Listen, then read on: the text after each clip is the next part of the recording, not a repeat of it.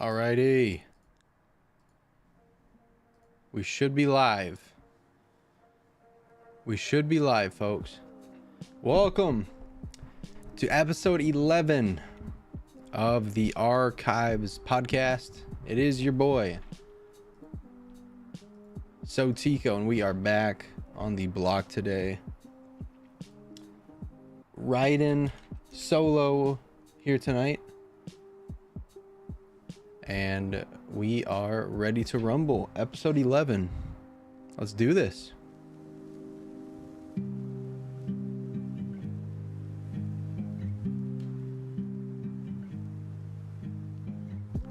So in today's episode, we are going to be talking about a plethora of topics.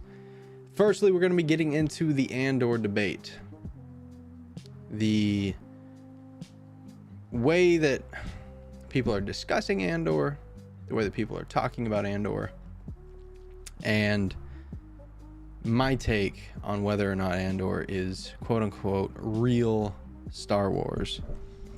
Then we're going to be doing a live fan fiction for Baylan Skoll, which I'm very excited for. And then we're going to be answering all of your Galactic Dispatches from the past handful of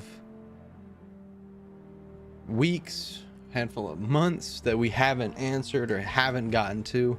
So, with all that being said, welcome to the Archives podcast. I am your host, AlsoTeeko, and let's do this. Let's get right into this, and let's have a good time with it. So, about 2 or 3 days ago, my boy Star Wars Theory posted a tweet, and I'm going to read the exact tweet, verbatim, word for word, just so we aren't missing out on anything that's being said. So the tweet is, and I quote, Andor is not a Star Wars. Andor is not Star Wars. It's a world building show. It doesn't compete with actual Star Wars, Jedi, Sith, the Force, etc. It's a good sci-fi show, nothing more. And he also posted something that I do agree with. Imagine if he had zero following, no one would care what he thought. Clout chasers. And I totally agree. Now, back to his statement, Andor is not Star Wars, it's a world-building show. I agree with the second part. It is a world-building show. I do think that Andor is real Star Wars, but this is why. In my eyes, the story of the Star Wars saga 1 through 6 is complete, right? The main story is chiseled, it's in stone. Now, with that, I do appreciate world building. I do appreciate what everyone else is doing. For that reason, I think Andor is a great example of what Star Wars is kind of not all about, because I think Star Wars truly is all about Jedi, Sith, the Force, etc. That I agree with. But the everyman, I think they have so many stories to tell about the everyman that goes to supply reasoning and supply basis for how we get from one point to another. And the thing that Andor did that I absolutely adored was Andor was able to captivatingly tell the story of about 12 characters and explain to us what one side of the Empire thinks versus one side of the Empire. You've got the rebellion, early doors rebellion, and you have the Empire. And it tells a story about just how cocky, how brazen, how unorganized the Empire is and how much infighting is going on with the Empire. And it shows just how resilient, creative, and lucky the rebellion gets. And I appreciate world building in that sense. I appreciate the way that Lucasfilm was able to tell the story of how the rebellion was kind of getting started. You had nests, you had sects of rebels that they couldn't all work together, but it was kind of like they were all an individual finger on a hand for the greater good. And in the show, you see just how one finger talks to another finger. When you had Luthen talking to Saw Gerrera, and you saw how both of them talked about another finger with Krieger, and you just understood, you got to see how important every single move that the rebellion made, and you got to see the ins and outs of behind the scenes of the Empire.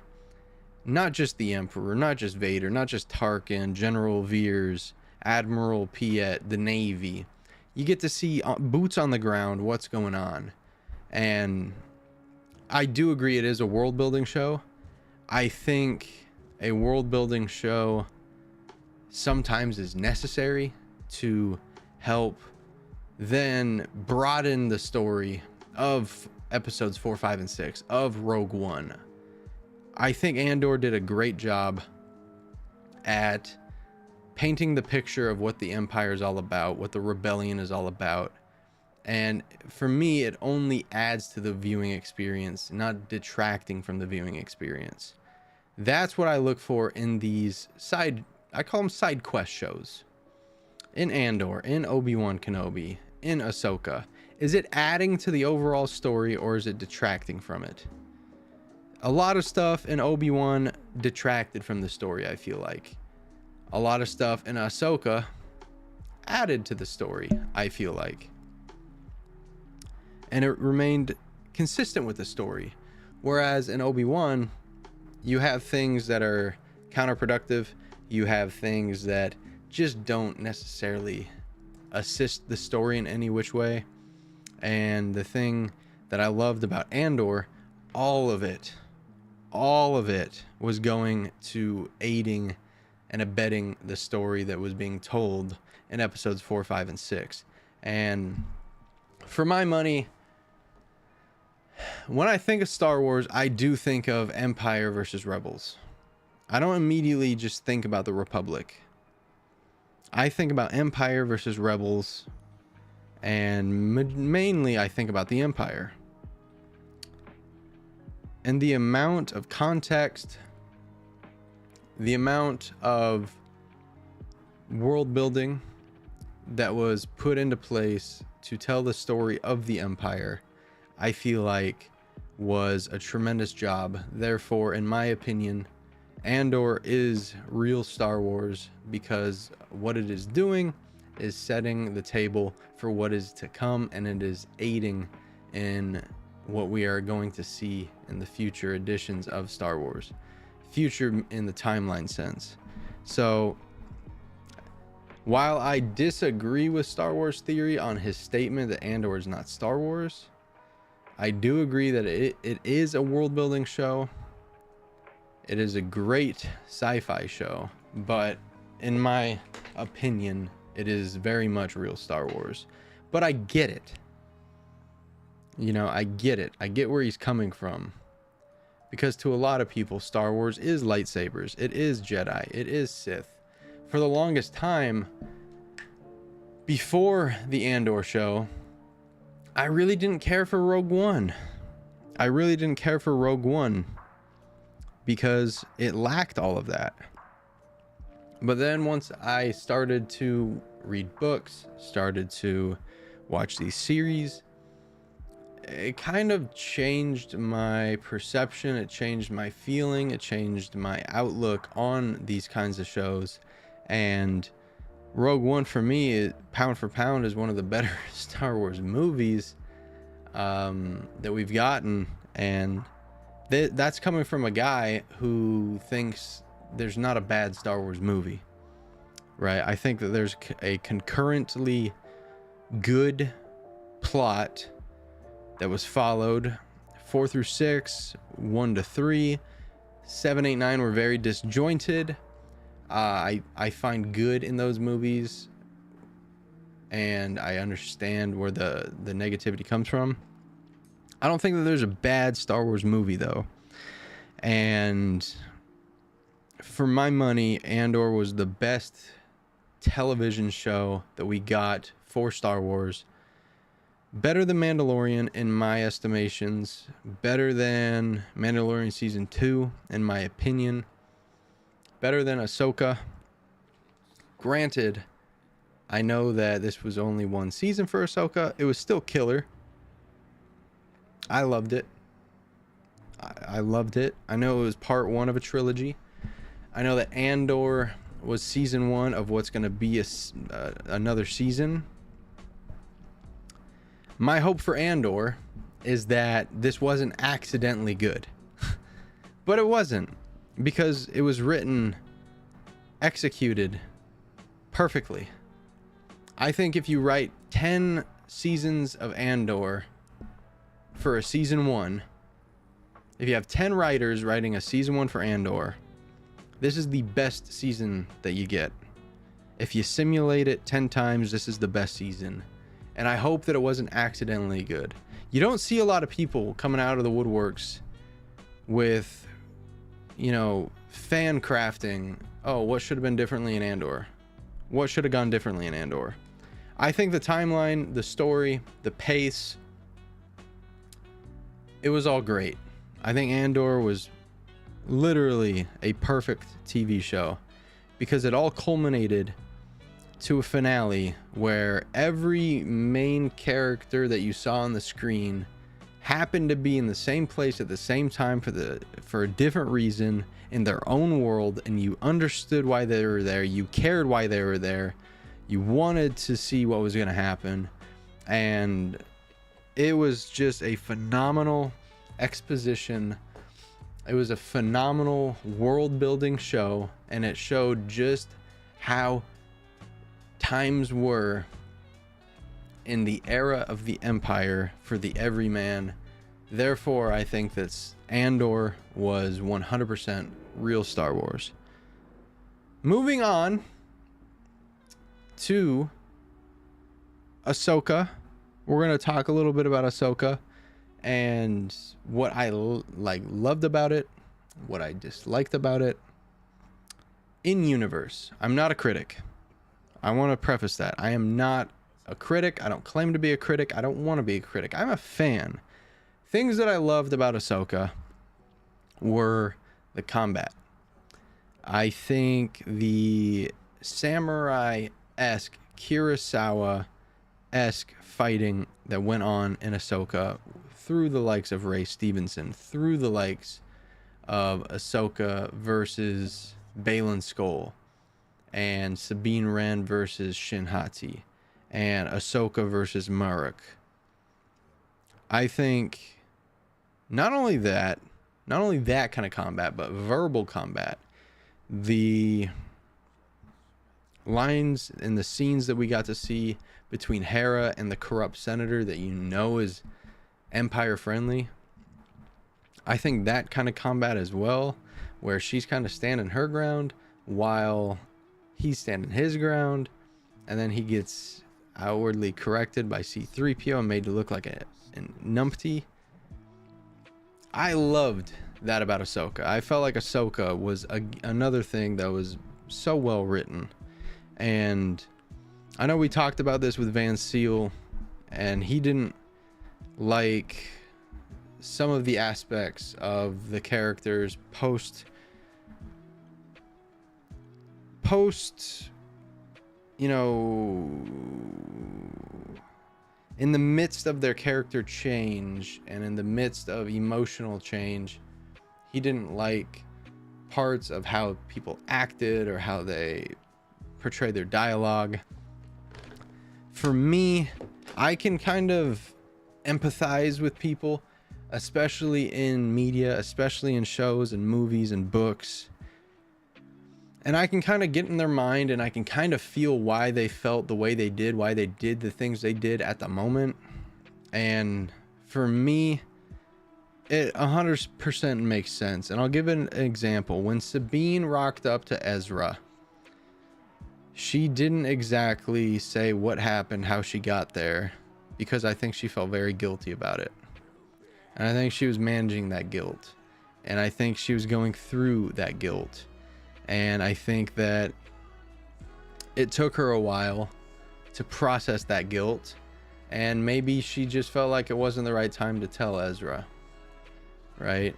Maybe it wasn't the right time. Because how tricky would that conversation be? Like, Ahsoka died. I did what I had to do to get here. And that's about all I know. It's about all I know. It's a very tricky conversation to have, because you don't know how your love interest is going to perceive that. And you always want to protect the person that you love. You know that Sabine and Ezra are eventually going to figure it out. So you really just need to be patient with it. And I know Star Wars fans are not the most patient people. And you saw that with Andor. You saw that with Andor, saying that the show was slow, this, that, the other. I think that is the Achilles heel of shows being released weekly, you know? When you get the quote-unquote filler episode, you're not going to be able to comprehend things. You're not going to be able to put pieces together when you're just waiting for something major to happen. Maybe it's not that point in time in the show, but when you watch it all as a season, back to back to back to back to back to back to back, or even just like 3 episodes a piece, 4 episodes a piece, 2 episodes a piece, you start to get it. Like when you watch Star Wars, you're watching 2.5 hours consecutively, piece to piece to piece to piece. If Star Wars episode 4 came out and the first 30 minutes all you saw was Luke and Ben Kenobi out on a speeder, talking in his hut, talking with his uncle about power converters and droids and stuff, people are going to call that filler, you know? But then if you get an episode of the Trench Run, then it's different, right? Then it's different. I think with these shows, yeah, they're TV, but they're not meant to be watched one after another. And I think Star Wars and Lucasfilm need to realize that, and they need to start releasing maybe 2 or 3 episodes at a time.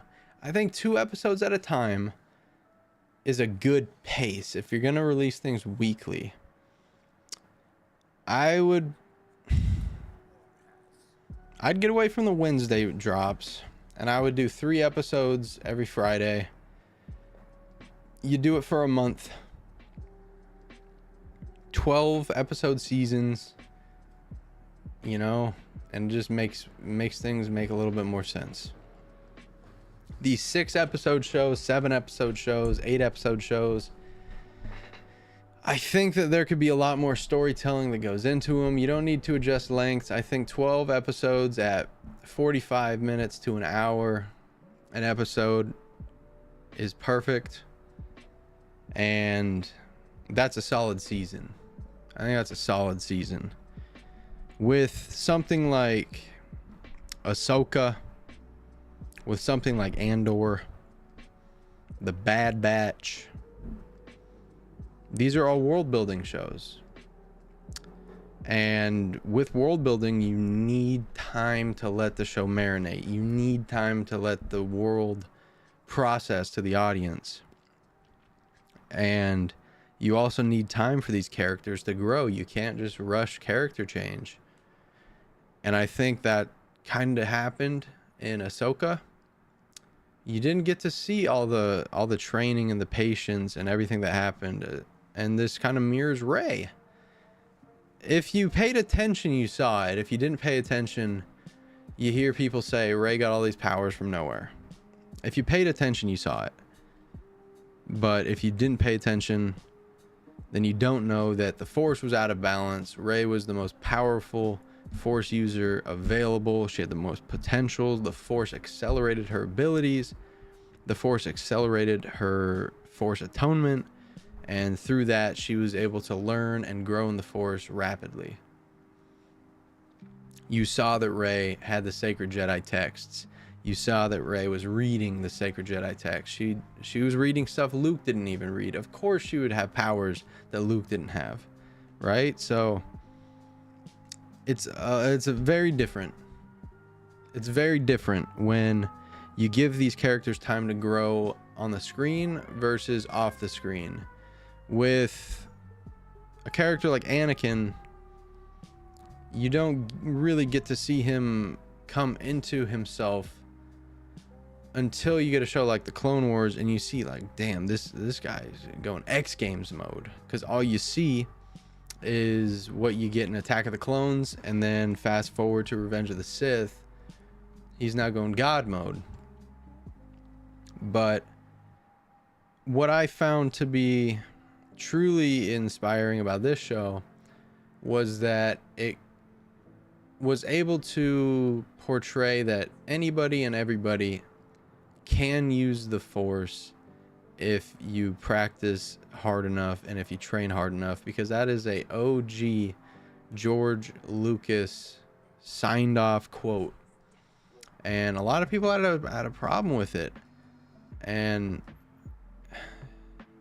the thing that I never understood was why they had a problem with it and why people didn't look into it before making a judgment. And I know that's a popular thing, to make judgment before doing research. But the thing that I found to be inspiring about the show was that it just showed like hard work beats talent when talent fails to work hard. And that's what happened with Sabine. Like, she was training and practicing her ass off to try and get it together for her master. And you get to see a character like Ezra, who was without his lightsaber for 10 years. So of course he had to rely on solely the Force. Why would then Ezra want his lightsaber if he's spent more time without it than with it, and he's more in tune with himself without it than with it? Of course, then he goes and builds one because he's Ezra Bridger. He needs a lightsaber. But at the time, if he's more comfortable with the Force, why wouldn't he then want Sabine to also have a weapon that is going to aid them in a 3v35 battle? You know what I'm saying? So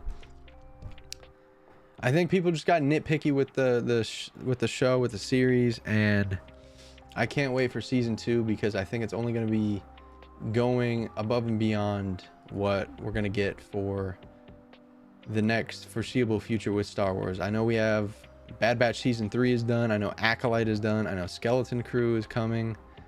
I'm not too in tune with Skeleton Crew, nor do I really care about Skeleton Crew, but it's Star Wars nonetheless. And it's just like the Star Wars Bounty Hunter game that's coming out.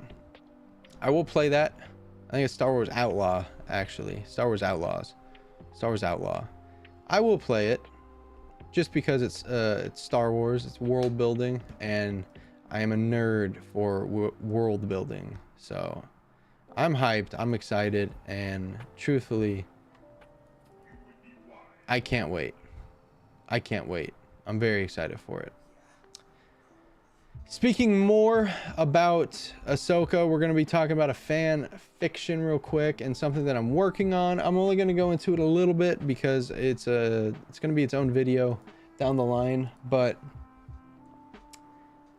I'm working on a fan fiction for Baylan Skoll, what happened as Order 66 came out, and basically what I've got so far, the fan fiction is called The Lost Jedi. Not The Last Jedi, but The Lost Jedi. And Baylan Skoll is in a remote corner of the galaxy with a plethora of other Jedi. But in this sense, he is lost. He is lost. All of these masters and apprentices are out with some clones, and Baylan is off ahead of the pack, seeing what's up with it, because he's that guy, right? But he's lost. He's lost his way. And Order 66 comes into play. The clones attack the Jedi. They slaughter the Jedi. Baylan senses this, and essentially this is what Baylan's insecurities, anxieties have always been. Like, why do we not have a plan in place if things go to shit? Things have gone to shit. Baylan has a plan for this. So he gains his bearings, he finds a village, and he gets to a ship. He stows aboard a ship. The ship takes him around where he's headed. He ultimately gets to where he needs to go. He has a little outpost similar to the one that the Ursos have in Rogue One.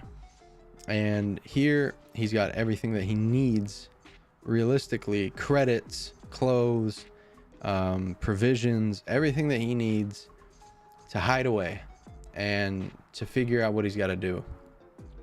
Along the lines, he meets a woman. This woman bears his child, and he has a daughter, and he calls her Shin. And to protect her, he gives Shin her mother's last name of Hattie. So as this happens, you know, the Empire's tracking down Jedi. The mother passes away. So now Baylan is left to raise his daughter all by himself, and early on, she's atoned with the Force. The issue with Baylan is, does he want to teach his daughter the ways of the Jedi? Does he want to potentially put his daughter at risk for, you know, being fatally tracked down, hunted down, and taken apart? Well, he doesn't want to do that. He doesn't want to do that. So he teaches his daughter the way of the Force. Not through the Jedi, though. He teaches kind of the way that he wanted things to be. Selfishly. And he did things the Jedi way from a certain point of view, but he taught his daughter Shin the ways of the Force, how he believed that the Jedi could have been more equipped for things to go bad and things to go south. Where connection wasn't terrible, attachment wasn't terrible. Any weakness that he perceived from the Jedi, he was able to counter that with his teachings of his daughter. And as he taught these things to his daughter, they only strengthened in his own beliefs for him. So Baylan teaches his daughter. They get into mercenary work as, you know, provisions run out, money runs out.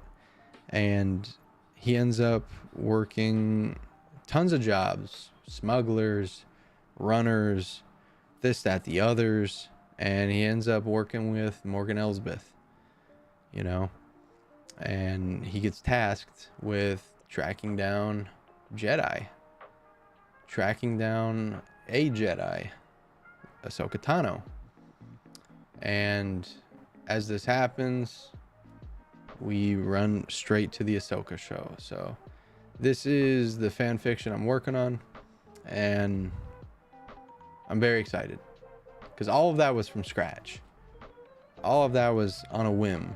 So I'm hyped to work on that, try and get some pictures. I won't be able to do like animations or anything, but I'll definitely try and do some like concept art myself and figure things out from there.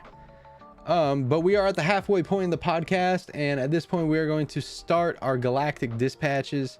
Shout out to everyone that sent in a question. Make sure to follow us on Twitter and Instagram at Star Wars TAP. And here we go. We're going to answer as many questions as we can get to.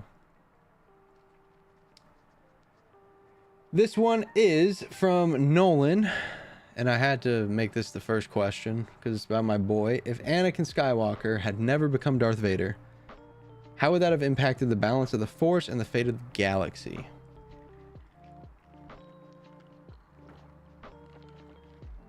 Well, at this rate, and we're even going to do a little fan fiction and theory in this one. If Anakin doesn't become Darth Vader, that would imply that Mace Windu kills Sheev Palpatine, Lord Sidious, right? That's what this implies. That's what this narrows down to. Death Star pointed at your front door. That's where we're at.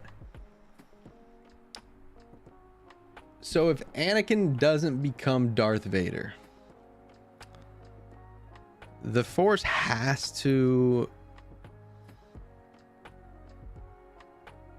basically remain where it's at because it's in proper balance. The Force is naturally attuned to the light side. Balance does not mean equal good, equal bad. That is literal balance. That's not perceived balance. Balance in Star Wars, balance with the Force, is harmony. It is peace. It is everything that the Jedi stand for, theoretically. Not everything that they actually exude. Because at a certain point of view, at a certain point in time, the Jedi start to become sort of power hungry. And you see this in episode 3. You see this in the Clone Wars. As Anakin Skywalker, I think he does live up to the chosen one mantra. I think he does grow and propel himself in the Force. And I think he does become the next Grand Master Jedi. Because in Legends, and I can go whip out my book for this too. And in the Jedi's journal that was passed from Dooku's master to Dooku to Qui-Gon, all like from Yoda to Obi-Wan to Anakin to Ahsoka to Luke. The Chosen One prophecy stated that the Chosen One basically had a higher authority in the Jedi Order than the Grand Master of the High Council. It was my opinion that either Mace Windu stole the journal and erased it, that Obi-Wan marked it out to protect Anakin, or that Anakin marked it out as a young kid because of the bullying and just the overall environment that was at the Jedi Temple for Anakin when he was growing up. So with that, I think that, you know, the fate of the galaxy, the Republic, I don't know if the Republic lasts, personally. I don't know if the Republic lasts. I think the Republic was very divided. I think the Separatists at a certain point were gaining more support and more traction than the Republic were. Just in terms of an evening. I don't know if they start to slow down and even out, but I think at a certain point, you're looking at close to a 50-50 split with Separatists and Republic support. And I think the Civil War would probably,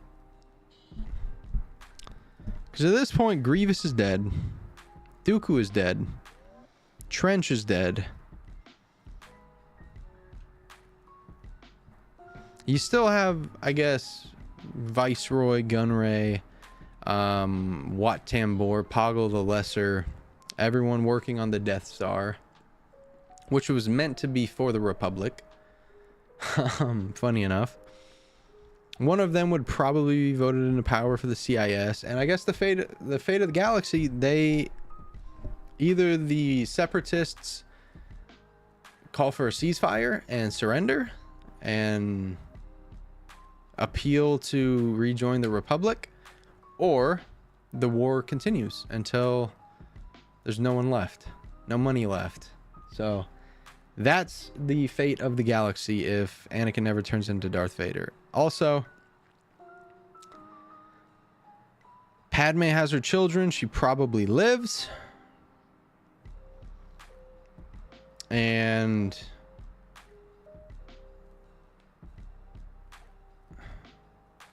maybe Anakin leaves the Jedi. Maybe he leaves the Jedi.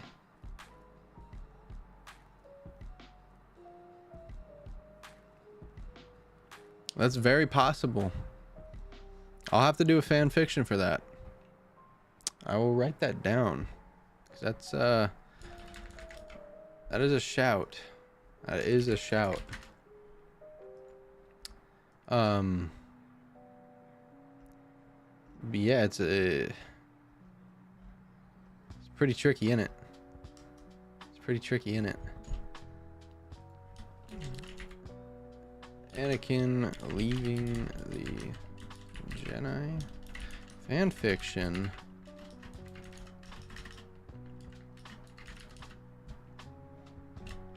Post.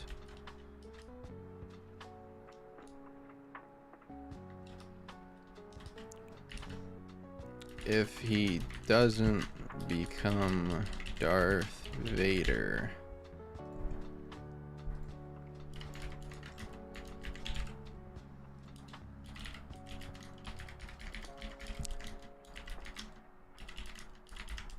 Boom. And then what? I do want to do a video on lightsaber colors. Okay, so perfect. Very good question from Nolan. So shout out to Nolan. Let's see what else we've got here. Theo. Shout out to Theo. He asks, how do Star Wars films and EU materials explore themes of redemption, forgiveness, and second chances? With this one, Revan comes to mind, as Revan was essentially redeemed. Vader comes to mind as he was redeemed.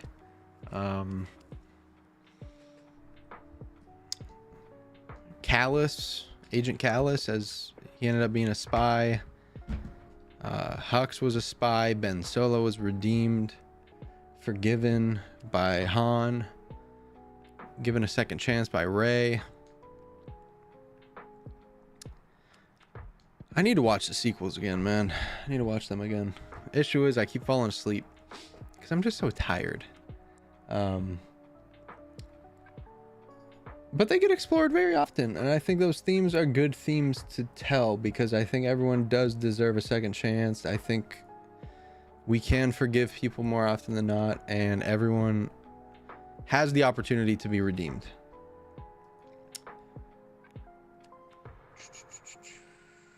From Samuel, shout out to Sam, good buddy of mine. What are the ethical implications of the Jedi Council's decisions and actions, particularly regarding the stance on attachment and emotions? I understand where they're coming from, because they just want their Jedi to be focused, and with attachment, with emotion, with love, with family, I get what they think. I just don't subscribe to it. Because with attachment comes fear of loss, right? And with fear of loss, that equals fear. With fear, it leads to anger. Anger leads to hate. Hate leads to suffering. Fear is the pathway to the dark side. So I get it. But that's a very black and white blanket statement, because you could be happy. You can have a healthy relationship with somebody. I'm in a very happy and healthy relationship with my missus. Is there an aspect of fear? No, because I think we're just happy and healthy and things are good and we know what we want to do. We know what we want to be, and just being patient, trying to get there. With other things though, like jobs, money, possessions, is there a fear of loss, fear of abandonment? Like, yeah, you can have all of that with anything, and anybody can experience these things. Even if Obi-Wan feared loss more than anybody, and that's a given in his many books about him. He feared loss because it just kept happening to him. He lost his family. He lost Qui-Gon. He lost his missus. You know, he lost Maul. He wanted to save Maul. He wanted him and Maul to be on the same side. He lost him. He lost Anakin permanently. So it was tricky. Obi-Wan feared loss more than anybody, yet he is looked upon as the most balanced Jedi that there is, right? So I suppose that there just comes a time where you just have to look in the mirror and understand that if you want to take these chances, sound. You're a human being. If not, I get it. And I think that's where Yoda comes from when he institutes these rulings as a Jedi, is that he doesn't want to take those chances. Ultimately, it led to every Jedi was having sex. Every Jedi was having an affair. This, that, the other. They were just doing it under the guise of, you know, they were going to hide it. Anakin was only human, you know. He got seduced by one of the baddest women in the planet, and he was going to be a father. Anakin was going to be a father. You know? Like, of course he was going to try and protect his kids. I think a lot of people forget that. Anakin wasn't just, like, doing what he did for Padme. He was doing it for his kids. He was literally going to be a father. And I think people honestly forget that. Or they just don't comprehend it. He had 2 kids on the way. He knew at least he had 1 kid on the way. Right? And he had to ensure security for his kid. And for his missus, who was going to die. He saw it in his dream, and Anakin for his entire life could see the future. So he was more confident than not that it was going to happen, and no one was listening to him nor taking it serious. So I get why he was struggling with it, man. I really do. But I think at a certain point, it led to the Jedi's downfall. You know, they should have been more lenient with things. And I think Anakin's own opinion and definition that Jedi are encouraged to love, I think someone should have listened to him, you know, and instituted that. Really good question, man. This one's from Henry. Shout out to Henry from the Discord. How do various alien species in Star Wars reflect real world cultural diversity? You can tell Henry's in college right now. And issues of inclusion. For me, I had a debate in a Discord or maybe on Reddit somewhere that racism really isn't in Star Wars, you know? There's aliens, there's humans, there's different races, different species, but everyone pretty much coexists. And someone brought up an example of a old crazy guy in Knights of the Old Republic who was anti-alien, pro-human. But it's like, you don't see any of that in actual media. You know, you look to a person, you look to a sentient being, and that's just another person.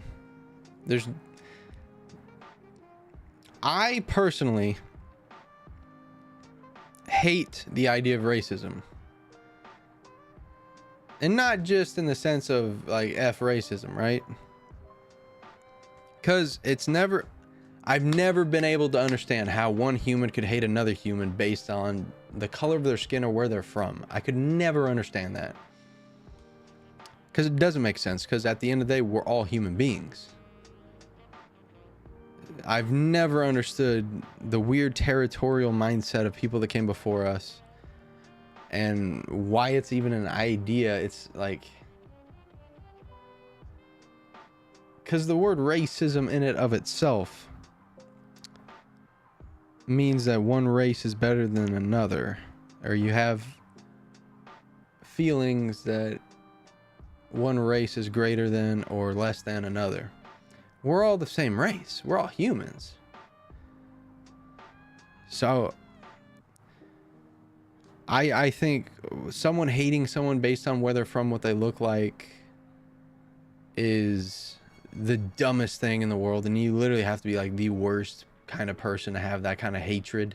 I think if you hate anybody for things that they can't control, you're kind of a sicko, kind of a weird person. But if you're racist, especially in like 2023, bro, you gotta sort yourself out. As far as Star Wars goes, I love that aliens and humans coexist. You see it with the Rebel Alliance. You see it with the Galactic Republic, with like the Senate. You see it a little bit in the Empire, a little bit, but the Empire is obviously pro-human. But very good question. Cameron asks, what are the psychological and emotional consequences of being a clone trooper? How do they grapple with their identity and autonomy? Very good question. And I'm probably gonna hold off on answering this one, because my theory is that I want to ask my buddies that were in the military and ask them how they feel about that exact question, just with a little bit of rewording, because I can only say outside looking in. I've never been in the military. I've never fought for anything in my life. But yeah, I'm gonna hold off. That's a great question. I can't answer it myself because I have no experience. A very good question, and I don't want to dodge it. I will write it down, and I'll ask my friend about it as soon as I'm done, because that's a sick question, very sick question. What do we got? We've got from James, also from the Discord. Shout out to James. How do various lightsaber forms reflect the personalities and philosophies of the Jedi who practice them? Very sick question. A lot of people don't really understand that there are different forms of lightsaber combat. And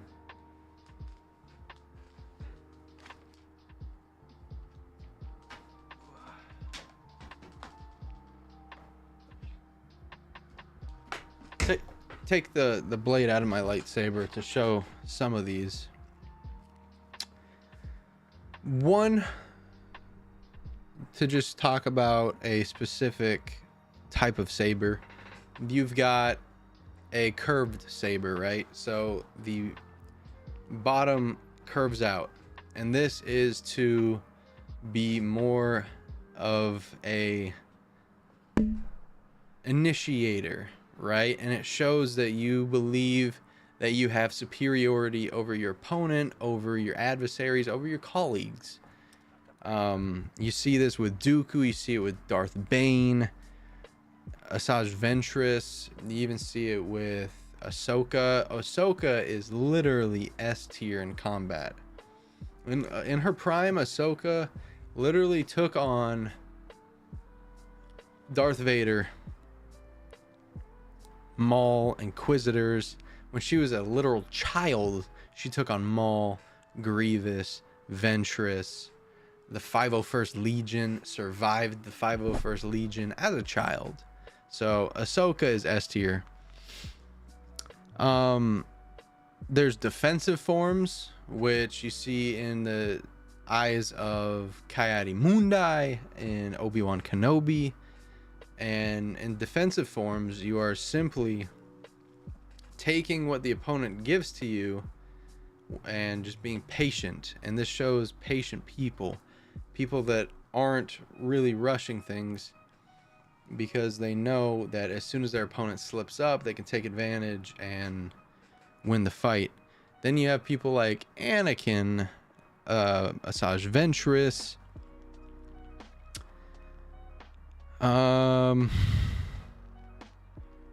Luke from a certain point of view,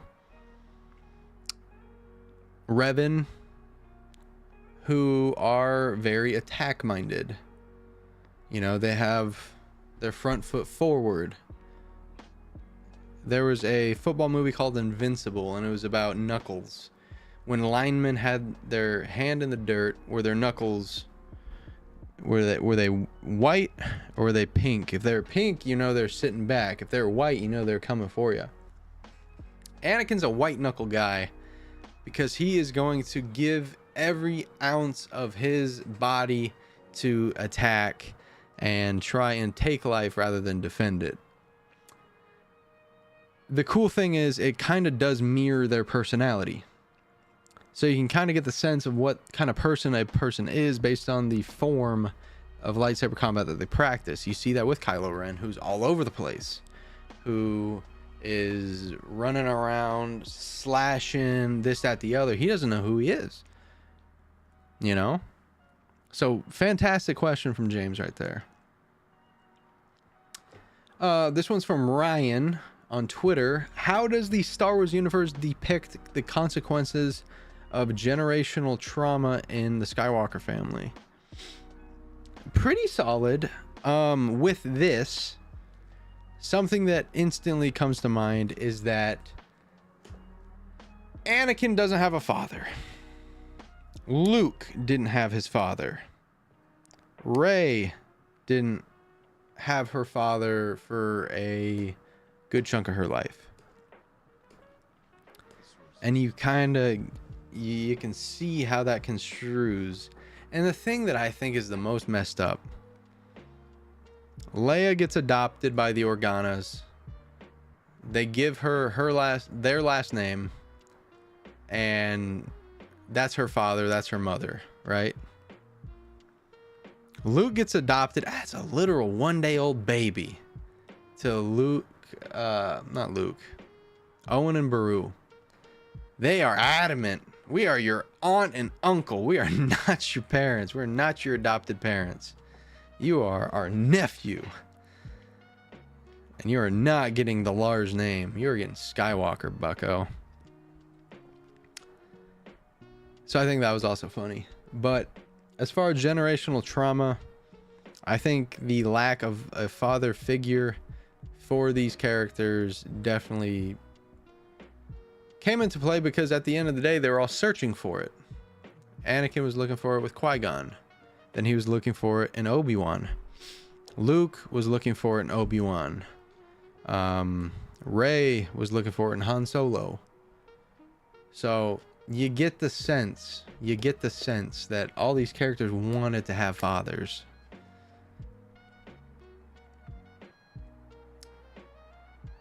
Let's see.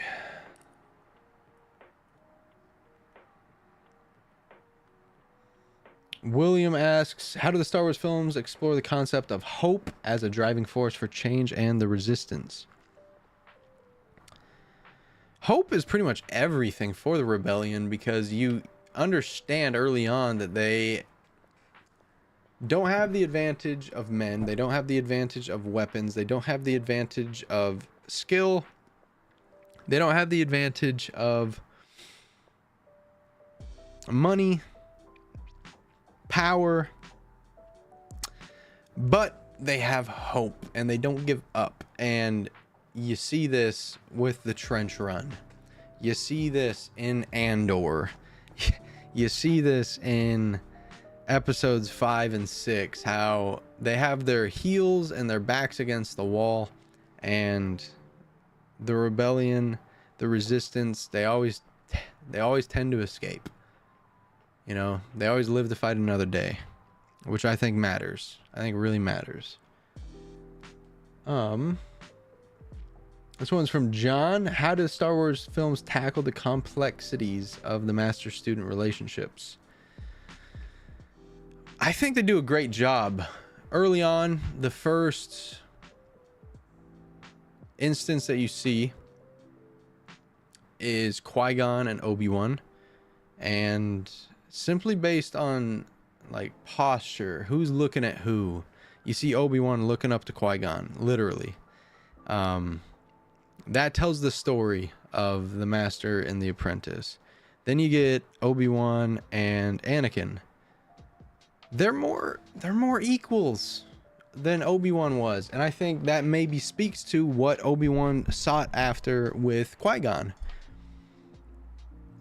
With Anakin and Ahsoka, he's direct. There's no riddles, and I think that speaks to what he wanted from Obi-Wan. Ahsoka is more lenient, more patient than Anakin was with Sabine, and maybe that's what Ahsoka wanted. So with the masters and apprentices relationships, I see that they all teach their apprentice how maybe they wanted their master to teach them, which I think is amazing storytelling. And we've got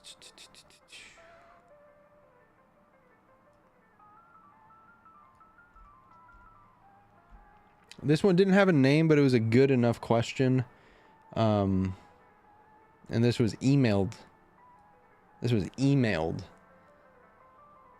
And this is: could a truly neutral character exist in the Star Wars universe? Someone who remains entirely detached from both the light and the dark sides of the Force. How might they navigate this challenging path? Instantly you think of Baylan Skoll, right? But we just don't know what exactly he's up to yet.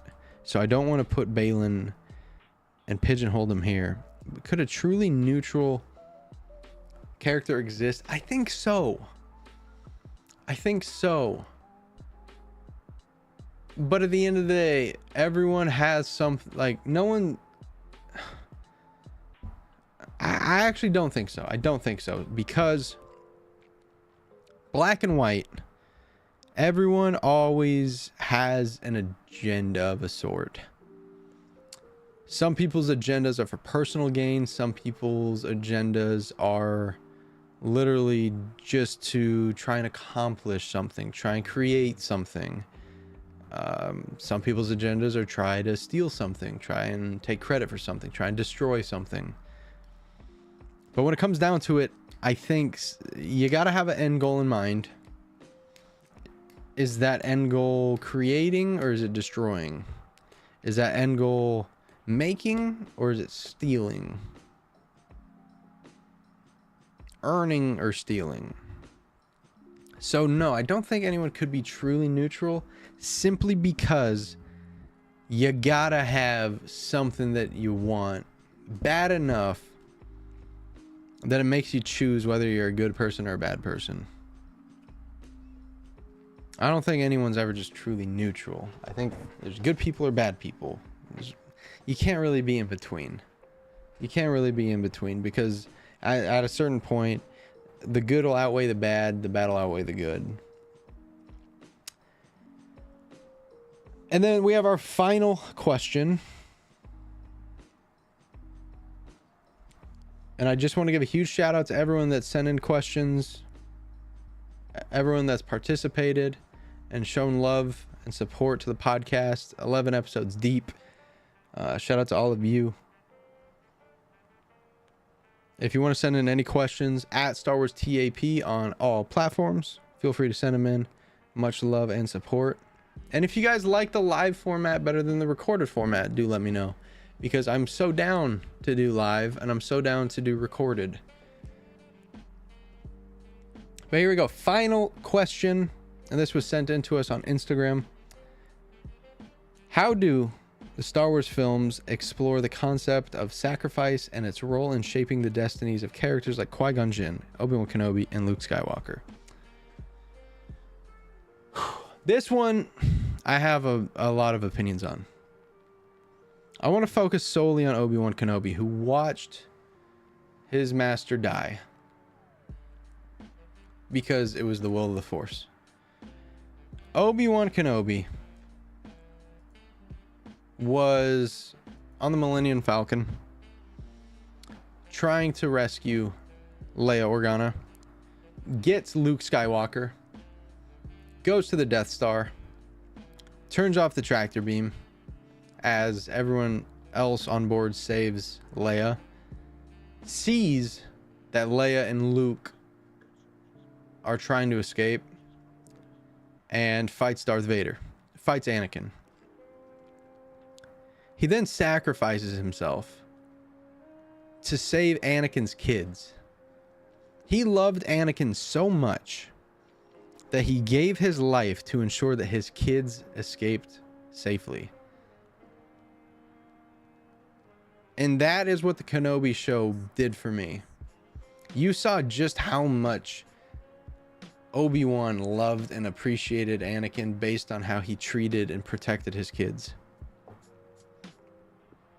So I think that goes to show more than anything what sacrifice means.